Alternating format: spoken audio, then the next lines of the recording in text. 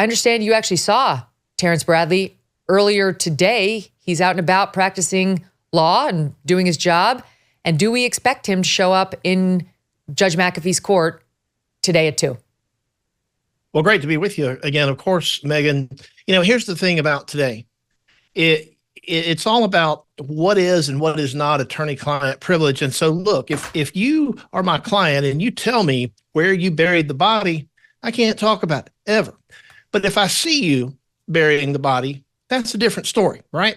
So Ashley Merchant, a few weeks ago, in one of her responses to something the state had filed on this very issue, she says that Bradley has non-privileged personal knowledge that he can testify to that this affair began prior to Willis being sworn in as the district attorney in January of 2021.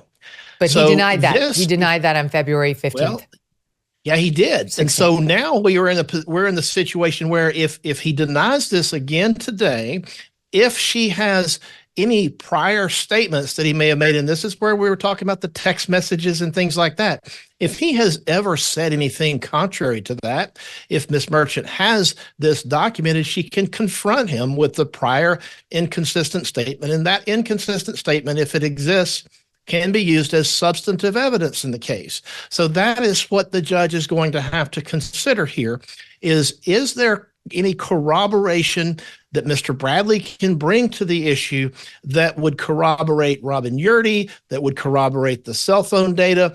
And if so, the judge can believe that Terrence Bradley and Fani Willis were lying about the cash payments, because this all relates back to that. It's this personal financial benefit that is at issue. And if the judge believes that they are not telling the truth about this, he is entitled and should disbelieve their testimony about the cash reimbursements. So we're all going back to the very beginning here, and we're going to have to sort out whether or not there was a personal financial benefit to the point that Fani Willis had a conflict of interest. Prosecutors cannot have a financial interest in even the existence of a case. And that is what this is about. We're talking about fundamental fairness, due process. And if the case goes away because of a due process violation, then so be it. We've got to have a fair system. If prosecutors are not fair-minded, and if they don't play by the rules, we don't even get to the point of having a trial in the case. So it's important to remember that this is about fundamental fairness. It's about due process. It's all very interesting, this sideshow that we have now. It's a circus, basically, right here in Fulton County. It's like the real lawyers of Atlanta. There's got to be some kind of a reality TV show that could be made out of this, because it's really quite disturbing. The judge is going to have to decide about the conflict of interest. But here's the other thing.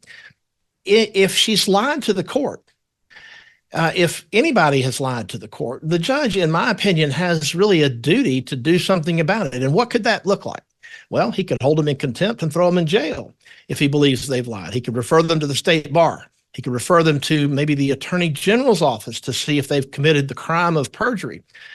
This is a disbarable offense if there's been a fraud perpetrated on the court. And by the way, it doesn't matter if a lawyer says something false to a judge that's under oath or not. We have the ethical obligation of candor to the court. We've got to be honest, even in things that we put in writing. So this is why I say that this pleading that Ashley Merchant filed, where she details what she believes Terrence Bradley is going to say, she has to have a good faith basis for that. You heard prosecutors call her a liar. They said you don't have a good faith basis. Well, today, Megan, is the day that Ashley Merchant gets to tell us, and I think we're going to get to see what her good faith basis was. And that's really what's at the heart of all of this. Here we have a little bit of that. Fani Willis attacking Ashley Merchant as soon as she got on the stand, the witness stand, Fani did, suggesting that the lawyer had lied for the basis of the disqualification motion because it was based in part on what Merchant admitted she'd been told by Terrence Bradley. We all watched Ashley Merchant tell the judge that when they were pressing her on what her evidence is, that this affair began long before the two said it did, and so on and so forth. And Fani Willis took that stand loaded for bear and unleashed a can on Ashley Merchant. Here's a bit of it in SOT 3. Did you listen to any of the arguments? I did hear the arguments this morning. It's ridiculous to me that you lied on Monday, and yet here we still are. And I did listen to that argument. All right, so that was it, just the argument, no testimony. Right, I listened to the argument this morning where Adam Abadi, I thought, did an excellent job pointing out how dishonest you were with the court on Monday. And I'm actually surprised that the hearing continued, but since it did, here I am. Did you meet with Mr. Wade and talk to him about the motion that I filed to disqualify you? On January, this first January motion? Yes. I don't know if you could say talked about. I probably had some choice words about some of the things that you said that were dishonest within this motion. But it seems today that a lawyer writes a lie and then it's printed for all of the world to see. When I met him, Judge Reeves introduced us. He handed me his business card. I'm unsure if I handed him my business card, but we exchanged information. He said, if you ever need any help, give me a call. And he walked to the parking lot. So after that, you started dating shortly thereafter, correct? A lie. That's one of your lies. Okay. So virtually every time she mentioned that word lie in that first exchange was a reference to Terrence Bradley. She didn't say it explicitly, but that's what she was talking about, because Ashley told the court, I spoke with this guy, he gave me texts, and then the other side said, oh, you never actually spoke to him, and she said, well, I have text messages, you can see my whole phone, I'll introduce it into evidence if you want. And then Bradley had been up there saying, all right, he's like, they knew he wasn't going to give it up once actually asked to say it under oath. So she thought she was going to get away with just calling Ashley Merchant a liar. And now that bill's coming due today at 2. Yeah, well, I know Ashley Merchant. I've known her for a long time. She's been a guest on my podcast, and we've had cases together. She's not the type of person, in my view, that's going to take this allegation laying down. If she's got a good faith basis, I expect she's going to try to present that today. She says in this pleading, she says more specifically. She says Bradley has information about the relationship between Wade and Willis directly from Wade, and not in the context of him seeking legal advice. She goes on to say that Bradley has personal knowledge that Wade and Willis regularly stayed together at her home until Willis' father moved in sometime in 2020. So she's telling us in this pleading, she's telling the court that Bradley knows this stuff. How does she know what Bradley knows unless Bradley has told her what he knows? Mm-hmm. So that's what this is really about. We're going to see today exactly what kind of cards Miss Merchant is holding. I think we might see the text messages. We've talked a lot about those, and in the past, it seems like those text messages were really going to be the smoking gun.